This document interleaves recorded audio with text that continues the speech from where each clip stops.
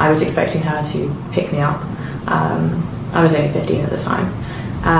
She obviously didn't come. I guess I was starting to get a bit worried. We, with the rest of the family, went to the hospital where she'd been taken. We obviously then understood how extreme it is, that what had happened, and just told that she was on life support and was going to die. Before a single hammer strike changed everything, she had already made one decision that Thomas Crompton could not accept. She was leaving him. What happened inside their home would spark one of the most controversial homicide trials in the United Kingdom, and years later, inspire a safety campaign recognized around the world. But how did a failing marriage end in a case that still divides opinions today? Welcome to the Crime Reporting. If you're new here, please subscribe and turn on notifications so you never miss our true crime investigations.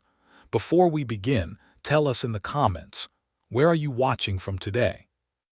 Now, let's uncover the tragic story of Angela Phillips Crompton.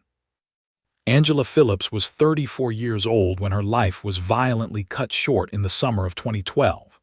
In the years that followed, her name would become recognized throughout the United Kingdom and eventually around the world, not only because of the court case surrounding her death, but because it inspired a public safety campaign that has since helped countless people leave situations where they felt frightened, threatened, or vulnerable.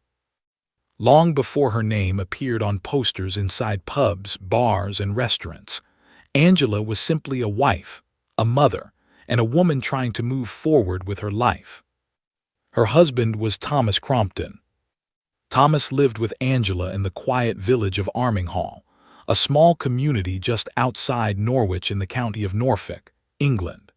He worked as a sculptor and ironmonger, producing custom metalwork from a workshop located on the couple's property.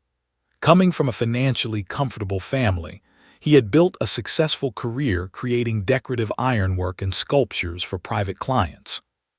To neighbors, the couple appeared to live an ordinary life. The house was peaceful.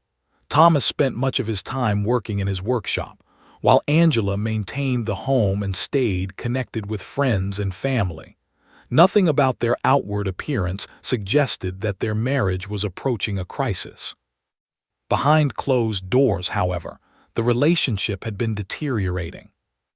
By the middle of 2012, Angela had reached a difficult conclusion.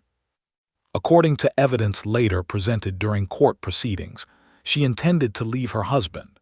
She reportedly shared that decision with several close friends, explaining that she no longer believed the marriage could be repaired.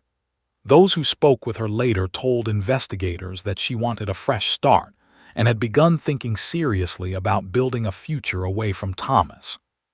The decision devastated him. According to prosecutors, Thomas became increasingly consumed by the thought of losing his wife. He allegedly grew suspicious that Angela was involved with another man, although the criminal proceedings never centered on proving whether those suspicions were true. Instead, investigators focused on how deeply those beliefs affected Thomas emotionally. Witnesses later described him as becoming increasingly distressed as the marriage unraveled. Rather than accepting that the relationship was ending, prosecutors argued that Thomas struggled to imagine life without Angela. The prospect of separation weighed heavily on him, and friends later described him as deeply hurt by her intention to leave. As the weeks passed, tensions reportedly increased inside the home. Arguments became more frequent. Although little of the couple's private conversations became public, investigators concluded that the relationship had entered its final stage. Angela had begun preparing for life after the marriage, while Thomas appeared unable to accept that reality. Everything came to a head on June 18, 2012. That day, another argument erupted inside the Crompton home. Some of the earliest news reports suggested the disagreement involved household matters, including decorating projects. As investigators examined the evidence more closely, however, they concluded those issues were merely part of a much larger dispute. The real conflict centered on Angela's decision to leave. According to the prosecution, Emotions escalated rapidly. At some point during the confrontation, Thomas attacked Angela. Evidence later presented at trial indicated that he first attempted to strangle her. The assault could have ended there. Instead, according to prosecutors, Thomas walked away from the immediate confrontation and left the house. He entered an outbuilding that served as both his workshop and storage area for the tools he used in his profession. Inside was a heavy workshop hammer. Investigators alleged that Thomas picked up the hammer before returning to the house. That sequence of events would later become one of the most significant issues during the trial. The prosecution argued that leaving the scene, retrieving a weapon, and returning demonstrated that Thomas had opportunities to stop and regain control of his emotions. The defense would later disagree with that interpretation. Back inside the home, prosecutors said Thomas struck Angela repeatedly in the head with a hammer. The attack caused devastating injuries to her skull and brain. Emergency medical personnel responded quickly and transported Angela to a nearby hospital, where doctors immediately began treating her. Despite every effort by medical staff, the injuries proved unsurvivable. 2 days later, Angela Phillips Crompton died in hospital. She was 34 years old. Her death shocked the local community and marked the beginning of a homicide investigation that would eventually become one of the most closely watched criminal cases in Norfolk. Detectives from Norfolk Constabulary quickly secured the property and began documenting the crime scene.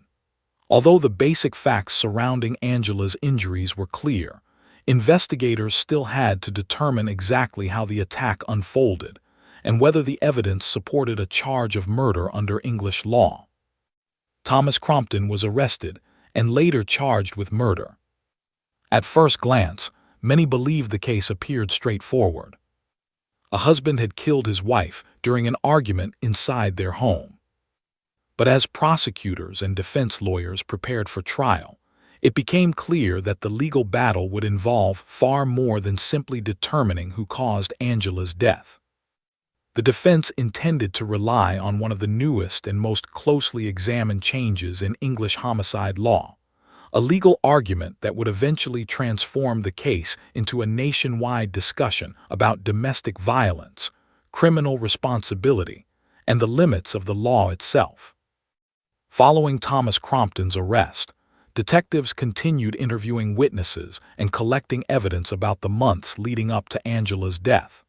Although there was little dispute that Thomas had inflicted the fatal injuries, investigators wanted to understand the condition of the marriage, the events inside the house on June 18, and whether the evidence supported a conviction for murder. As friends and relatives were interviewed, a clearer picture of the relationship began to emerge. Several of Angela's close friends told investigators that she had been planning to leave Thomas for some time. According to their statements, she had spoken about wanting a new beginning and believed the marriage had reached the point where it could no longer be saved. Those conversations became an important part of the prosecution's case because they helped explain the growing tension inside the Crompton household during the weeks before the killing.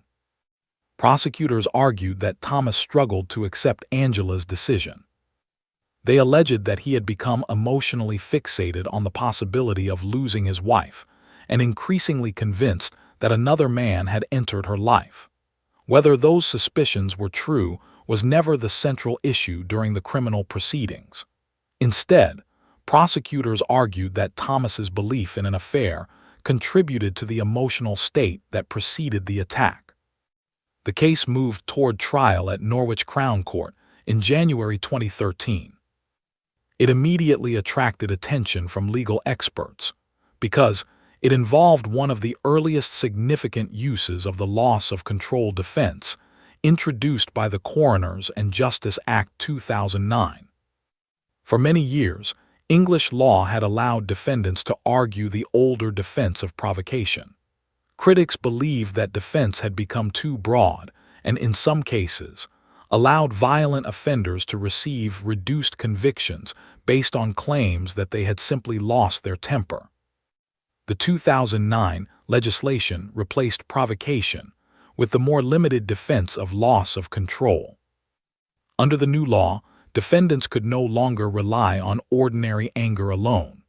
Instead, they had to establish that they experienced a genuine loss of self-control resulting from legally recognized circumstances, such as fear of serious violence or conduct considered so grave that it caused a justifiable sense of being seriously wronged.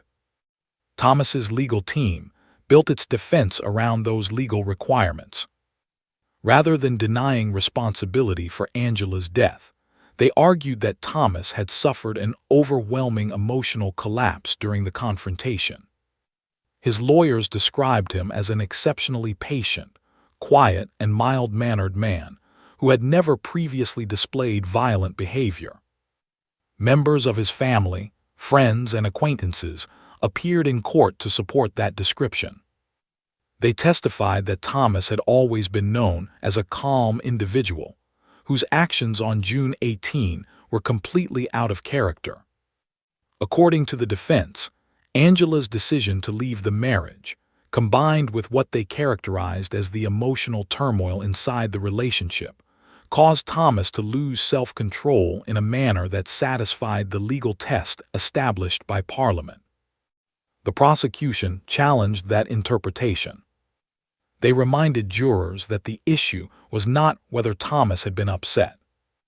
Instead, they argued the question was whether his actions demonstrated sufficient intent and opportunity to regain control before continuing the attack. Prosecutors focused heavily on the sequence described by investigators. According to their evidence, Thomas first attacked Angela, then left the immediate scene, walked to his workshop, selected a heavy hammer, and returned to the house before striking her repeatedly. Each of those steps, prosecutors argued, required deliberate choices.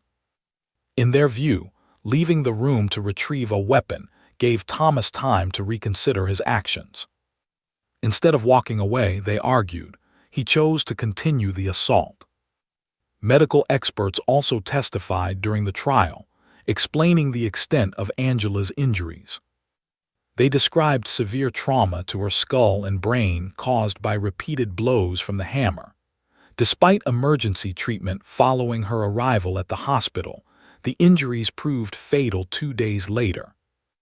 Outside the courtroom, the case generated increasing public interest. Many observers recognized that the verdict could influence how the recently enacted loss of control defense would be interpreted in future homicide cases.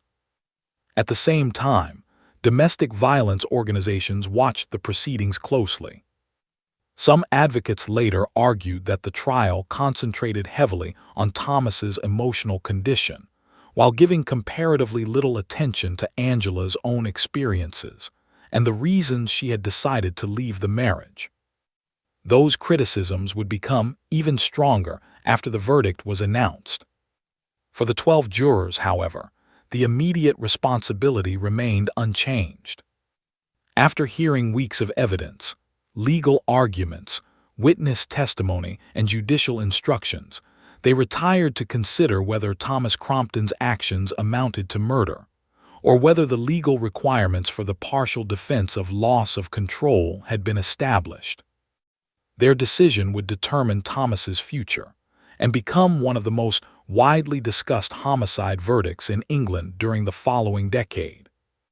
As the trial entered its final stages, both the prosecution and the defense presented sharply different interpretations of what had happened inside the Crompton home on June 18, 2012. The prosecution argued that the evidence showed far more than an emotional argument that had spiraled out of control. They reminded jurors that, according to the evidence, Thomas had first attempted to strangle Angela. He then left the immediate scene of the confrontation, walked to his workshop, selected a heavy hammer, and returned to continue the attack. To prosecutors, that sequence was critical. They argued that each step required a conscious decision, Walking outside, retrieving a weapon, and returning to the house gave Thomas opportunities to stop. Instead, they said, he chose to continue the assault, striking Angela repeatedly and causing the injuries that would claim her life 2 days later. The defense urged the jury to view those same events differently. Thomas's lawyers accepted that he had caused Angela's fatal injuries, but argued that he had not acted with the intent required for murder. They maintained that he experienced a genuine and overwhelming loss of self-control after realizing his marriage was ending. According to the defense, Thomas had reached an emotional breaking point. They described him as a man who had never previously been known for violence, and argued that the collapse of his marriage had produced an extraordinary psychological reaction. Family members and character witnesses continued to describe him as patient, quiet, and hardworking, insisting that the fatal attack was completely out of character. Throughout the trial, the legal focus remained on the relatively new loss of control defense under the Coroners and Justice Act 2009. Jurors were instructed that the law required them to decide whether the defense had established the necessary legal conditions to reduce what would otherwise be a murder conviction to voluntary manslaughter. The decision was not simply about whether Thomas had become angry or emotionally distressed. Instead, the jury had to determine whether the legal threshold for loss of control had been satisfied based on all of the evidence presented during the trial. After hearing testimony from witnesses, medical experts, investigators, and legal counsel, the jury retired to deliberate. When they returned to court, they delivered a verdict that immediately attracted national attention. Thomas Crompton was found not guilty of murder. Instead, the jury convicted him of voluntary manslaughter by reason of loss of control. The verdict surprised many observers and quickly became the subject of legal and public debate throughout the United Kingdom. For Angela's family, the decision was devastating.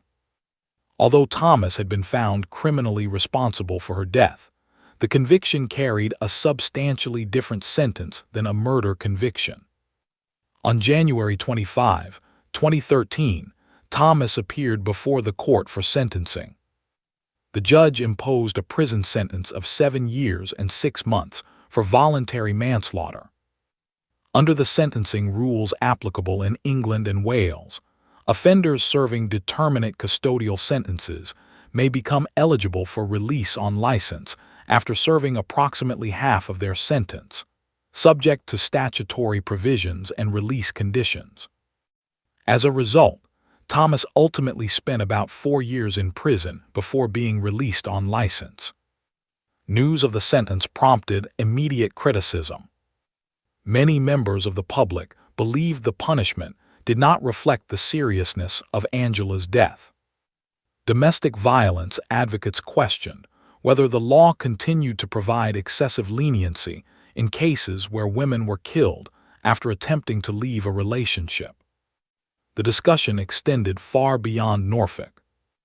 Legal scholars analyzed the verdict as one of the earliest prominent applications of the loss of control defense, while campaigners argued that the case highlighted broader concerns about how domestic homicide cases were understood within the criminal justice system. The debate continued long after Thomas left the courtroom. But for Angela's family, no legal argument could change the reality they faced. A daughter had lost her mother.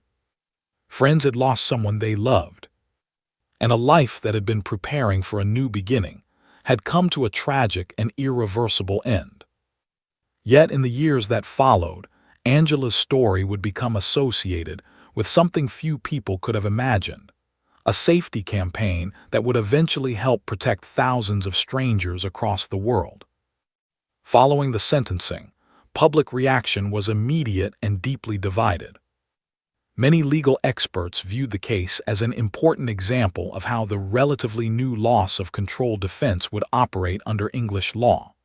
Others, particularly domestic violence advocates, believed the verdict highlighted continuing problems in the justice system when victims are killed after attempting to leave a relationship.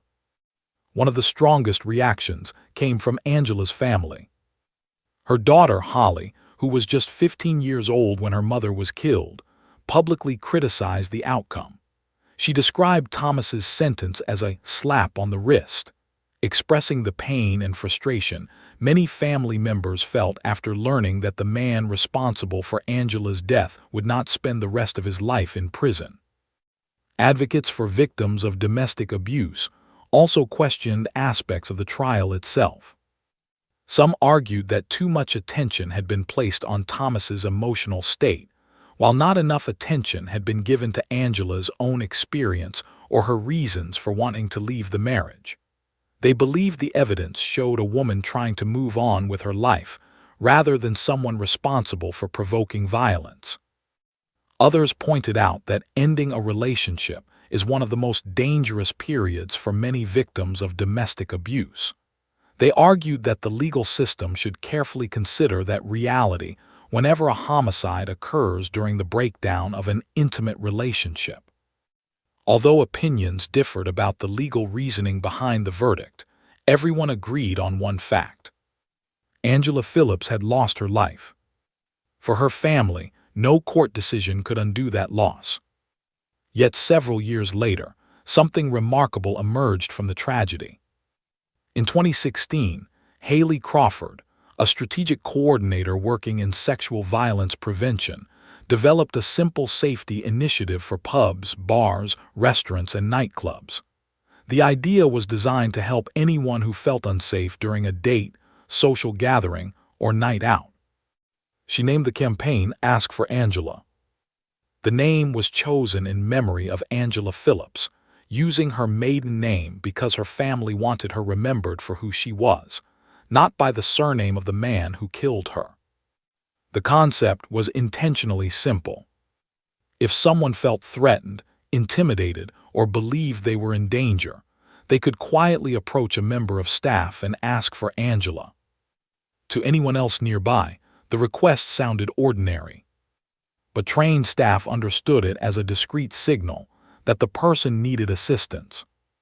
Depending on the circumstances, employees could separate the individual from the person they were with, arrange a taxi, contact trusted friends or family members, escort them safely from the venue, or call police if an immediate risk existed.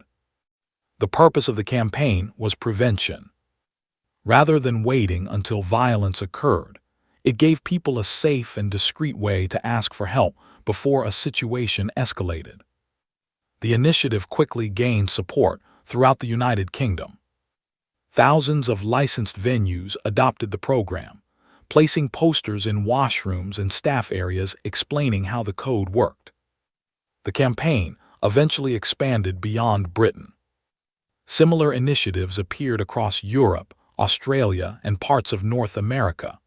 In the United States, some venues introduced comparable safety programs, including the well-known Angel Shot concept, inspired by the same goal of protecting vulnerable patrons. Today, millions of people recognize the phrase, "Ask for Angela." Many have used it to leave uncomfortable or potentially dangerous situations safely. Few, however, know the heartbreaking story behind the name. Case analysis. From a legal perspective, the Crompton case remains significant because it became one of the earliest high-profile applications of the loss of control defense introduced by the Coroners and Justice Act 2009. The prosecution argued that Thomas's decision to leave the room, retrieve a hammer from his workshop, and return to continue the attack demonstrated deliberate action rather than an uncontrollable impulse. The defense maintained that, despite those actions, Thomas remained in a genuine state of overwhelming emotional collapse that met the legal requirements for voluntary manslaughter. Ultimately, the jury accepted the defense's argument. The verdict continues to be discussed by legal scholars, practitioners, and domestic violence organizations, because it illustrates the challenges courts face when balancing statutory law with the complex realities of intimate partner homicide. Final thoughts. Angela Phillips Crompton's life ended in a tragedy that forever changed her family. A daughter lost her mother. Friends lost someone they cared deeply about. A community was left searching for answers. Although the criminal case concluded years ago, Angela's legacy did not end with the courtroom. Instead, her name became associated with a movement dedicated to helping people find safety before violence occurs. Every time someone quietly asks for Angela in a pub, restaurant, or nightclub, the campaign serves as a reminder that seeking help can save lives. It also reminds us that recognizing warning signs, supporting those who feel unsafe, and providing a simple path to assistance can prevent future tragedies. More than a decade after Angela's death, her story continues to influence discussions about domestic violence, criminal law, and public safety, not only in the United Kingdom, but around the world.